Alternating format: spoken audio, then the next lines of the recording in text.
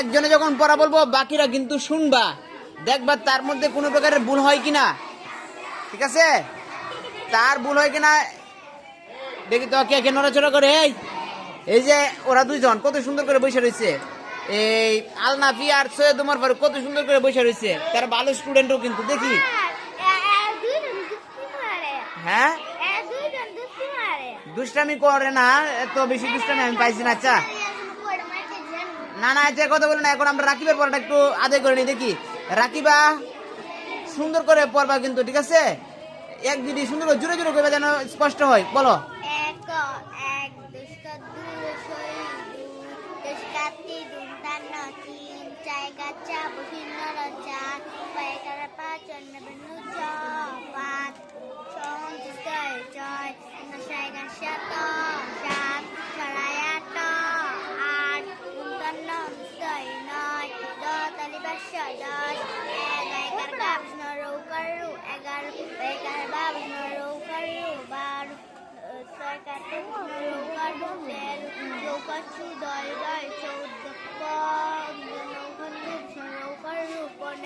আবার 15 বানানটা আবার একটু বলো তো শুনি। 15 বানানটা দন্ত নয় কান্নে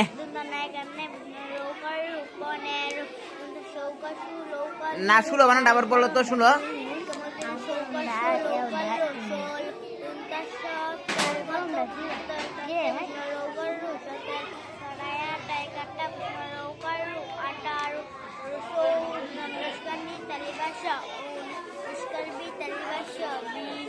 এই রাকিবার জন্য সবাই একটা জোড়া হাততালি দাও রাকিবার জন্য। আচ্ছা আমি একটা কথা বলে দিই এখন তোমাদের, তাহলে শুনো।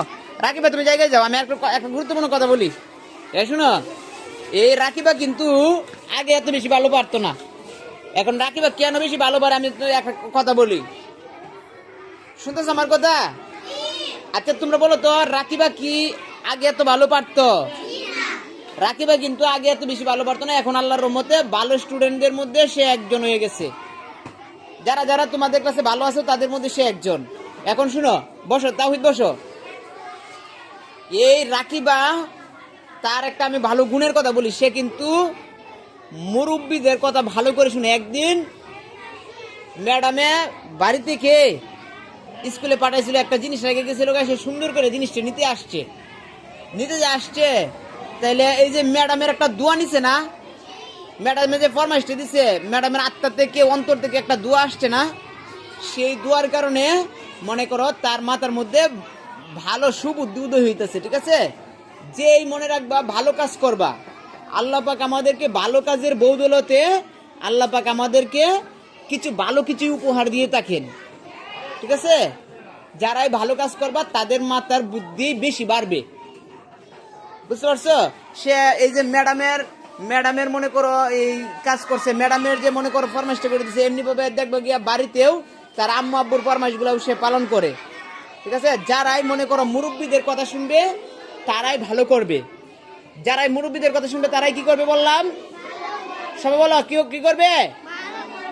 ভালো করবে। যারাই মুরব্বীদের কথা শুনবে না তারা কিন্তু ভালো করবে না, এই কথা শুধুমাত্র মনে রাখবা। যারা দুষ্ট থাকে, যারা বাবা মায়ের অবাধ্য সন্তান থাকে, তাদের মাথার মধ্যে বেশি ভালো বুদ্ধি থাকে না, তারা স্টুডেন্ট হিসেবে ভালো হইতে পারে না, বুঝতে পারছো? সুতরাং ভালো স্টুডেন্ট হইতে হইলে কি করা লাগবে? সবার বলছে মুরব্বীর কথা মনে রাখবে, কি স্যার ম্যাডামদের, বাবা মায়ের, বড় ভাই বোনদের, পাড়া প্রতিবেশীদের সাথে সকলের সাথে সুন্দর করে মিলেমিশে থাকতে হবে, মনে থাকবে? আচ্ছা।